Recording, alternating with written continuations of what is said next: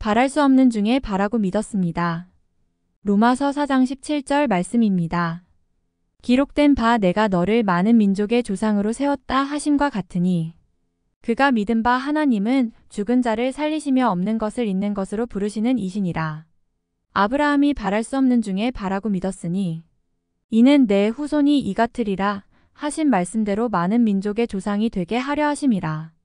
그가 100세나 되어 자기 몸이 죽은 것 같고 사라의 태가 죽은 것 같음을 알고도 믿음이 약하여지지 아니하고 믿음이 없어 하나님의 약속을 의심하지 않고 믿음으로 견고하여져서 하나님께 영광을 돌리며 약속하신 그것을 또한 능히 이루실 줄을 확신하였으니 그러므로 그것이 그에게 의로 여겨졌느니라. 아멘. 믿음은 바랄 수 없는 중에 바라는 것입니다. 바랄 수 있는 것을 바라는 것은 믿음이 아닙니다.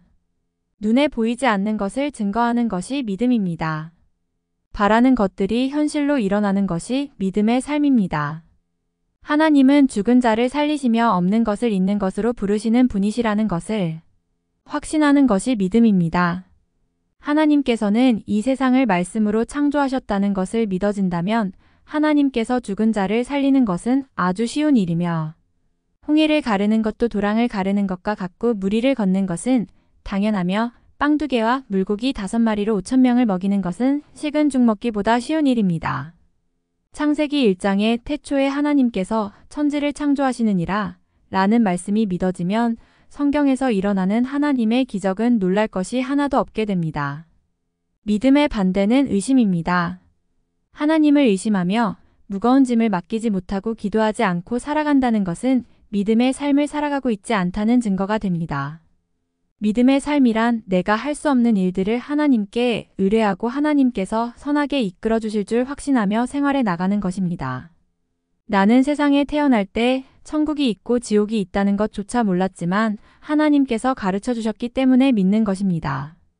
나를 만드신 분이 하나님이시기에 하나님을 나의 주인으로 삼고 살아가는 것이 믿음의 삶입니다. 지금도 기적을 바라며 살아가려고 하는 사람이 많이 있습니다.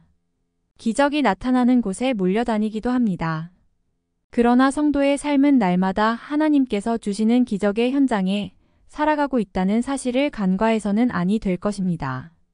기적의 하나님께서 내 안에서 행하고 계신다는 사실을 알아야 합니다. 나보다 나를 더 잘 아시고 내 안에 사시면서 천국으로 인도해 가십니다. 하나님은 능치 못할 일이 없습니다. 예레미야 32장의 말씀입니다. 주 여호와여 주께서 큰 능과 드신 팔로 천지를 지으셨사오니 주에게는 능치 못한 일이 없으시나이다. 나는 여호와여 모든 육체의 하나님이라 내게 능치 못한 일이 있겠느냐. 하나님의 모든 말씀은 능치 못하심이 없습니다. 또한 믿는 사람에게도 능치 못할 일이 없습니다. 내 안에 계신 하나님을 믿기 때문입니다. 예수님께서는 내 이름으로 무엇이든지 구하라 그리하면 내가 시행하리라고 말씀하십니다. 내가 생각하기에 가능성이 있는 것만 골라서 구하는 것은 믿음이 아닙니다. 인간의 생각으로는 불가능하게 보이는 것들이라도 예수님의 이름으로 구하게 되면 이루어 주신다는 것을 믿고 기도하는 것이 믿음의 삶입니다. 아브라함은 바랄 수 없는 중에 바라고 믿었습니다. 아브라함이 100세가 되어서 자녀를 낳는 것은 불가능합니다. 아내 사라가 90세가 되어서 자녀를 낳는 것은 더더욱 불가능하게 보입니다.